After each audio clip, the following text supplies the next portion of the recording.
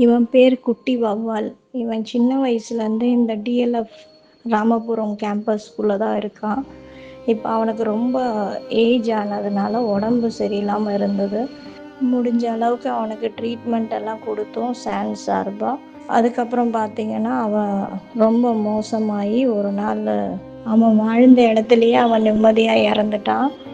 அவனுக்கு க்ரீமியேஷன் பார்த்திங்கன்னா நம்ம கண்ணம்மாப்பேட்டில் பண்ணோம். அதாவது எல்லா ஜீவனும் கடவுள் படைக்கப்பட்டதுங்க. அந்த சடலத்துக்கு நம்ம மரியாதை கொடுக்கணும்.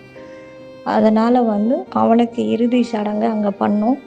இந்த கம்யூனிட்டி டாக்ஸுக்கு டிஎல்எஃப் எப்படி கேர் கொடுக்குறாங்களோ அந்த மாதிரி எல்லா கார்ப்பரேட்ஸும் முன் அவங்க கம்யூனிட்டி டாக்ஸை தத்தெடுத்து இந்த மாதிரி மரியாதையாக அவங்கள போக வைக்கணும். அவங்க இருக்கிற இடத்துலையே அவங்க நிம்மதியாக போகணும். அதே மாதிரி சாலை ஓரத்தில் ஏதாவது ஒரு வாயிலா ஜீவன் இறந்துருந்தாலும் அது மேலே மறுபடியும் வண்டி ஏற்றாதீங்க. முடிஞ்ச அளவுக்கு அவங்கள ஓரமாக வைங்க. உங்களால் அவங்களுக்கு இறுதி சடங்கு பண்ண முடியலன்னா கூட அதை ஓரமாக வச்சுட்டாவது உங்கள் வேலையை பாருங்கள். நாங்கள் ஏன் சாலையோரம் இருக்கிற ஜீவனுக்கு மரியாதை கொடுக்கணும் அப்படின்னு நினைக்காதீங்க.